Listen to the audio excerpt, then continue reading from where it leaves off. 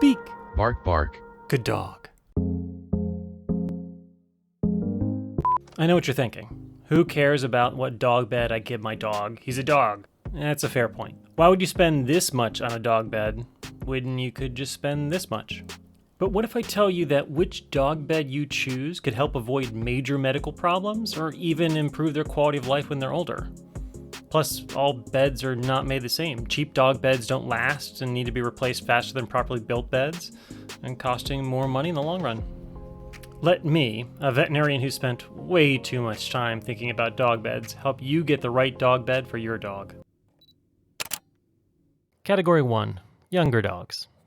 Young dogs are active, like to chew, dig, and destroy things. The main concern with young dogs is destruction of the bed and swallowing of the stuffing or foam padding. The end result of this may be this stuffing gets lodged in their intestinal tract and becomes a life-threatening emergency. We call that a foreign body obstruction. Dogs that ingest this type of material will need a surgery to remove that material, and it can be expensive and carry some risks.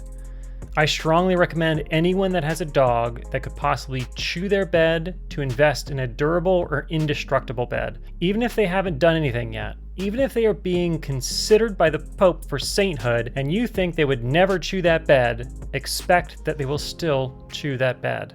It's always the owners that say, well, he's never chewed his bed before, that come in for that emergency surgery. Don't wait until they're already pulling out stuffing. If they're a young dog, get them an indestructible bed. Yes, it will be more expensive than a cheap bed, but the surgery is more expensive than 15 to 20 of those beds. Durable is the way to go.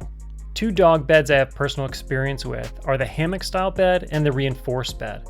Both have lasted 4 to 5 years under heavy use with minimal signs of wear and tear. If your dog is a professional destroyer of objects, lean towards the hammock-style bed because it eliminates the possibility of ingesting foam. The reinforced bed is advertised as having some form of ballistic fabric. I doubt it's going to be stopping bullets anytime soon, but it has stopped my dog from destroying it, so it's working as advertised. Category 2. Older dogs. Old dogs often have medical considerations that are worth taking into account when thinking about a bed. Your old codger of a dogger needs support. They need extra support to help them remain comfortable, to ease the pressure on arthritic joints, and to reduce skin abrasions that occur as their skin becomes thinner when they're older.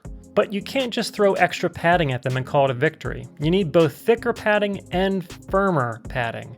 The thicker padding helps their joints, the firmness helps them get up and down. The mushier the bed is, the harder it will be for them to stand and to lie down. Just think about your gran. If she sits down on a beanbag chair, there's no chance she is getting out of that thing. It's not supportive enough for her to easily push off and stand herself up. Your dog is the same way. Firm padding gives their limbs some support to push against. The firm padding makes them more stable as they're getting up and getting down. And extra padding is also something you want. You want the extra padding to prevent wear points on their skin. Older dogs' skin is less elastic, meaning it doesn't snap back as well. It's thinner and doesn't heal as quickly.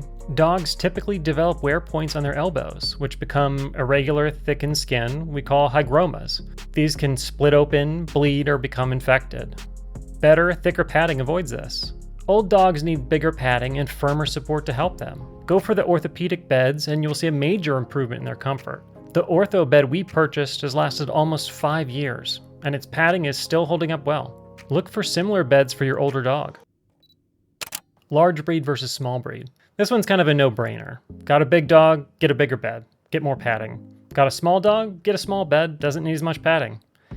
Few small details that I've noted over the years: large dogs will benefit from having a throw rug or traction mat under their bed that kind of helps with traction as they get on and off the bed. Small dogs like beds in high places or beds with walls for a feeling of protection. They all kind of believe themselves royalty and demand that you treat them as such. For older small dogs, or for those that are prone to back-related issues like dachshunds, you might want to invest in a ramp or stair set that helps them get up and onto the beds that they normally sleep on.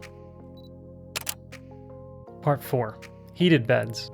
So I saw this category on a large pet retailer website and was a little surprised. Who needs this? Who's this product for? Your dog is not cold. Your dog does not need a heated mat. If they're an indoor dog and you're relatively comfortable, or if they're sleeping on a bed, they're fine. As long as the temperature is comfortable for you, it's comfortable for them too. Cheap heating implements or microwavable bed liners are just increasing risk for burns or for fires. You don't need them, period. That should cover some of the basic recommendations that your veterinarian always wanted to tell you about but never had the time. If there are any beds out there that I did not cover that you think are worth mentioning, comment below and I'll make a follow-up video in the future. Now, I couldn't find anywhere in the video to place this, but I kind of liked it, so I am putting it here as the outro. Here is me pretending to be a dog bed salesman. You want dog beds? We got dog beds. Normal dog beds, circular dog beds, rectangular dog beds, fake hairy dog beds, military grade dog beds, prison dog beds better than my actual bed, and so many chairs reluctantly turned into dog beds.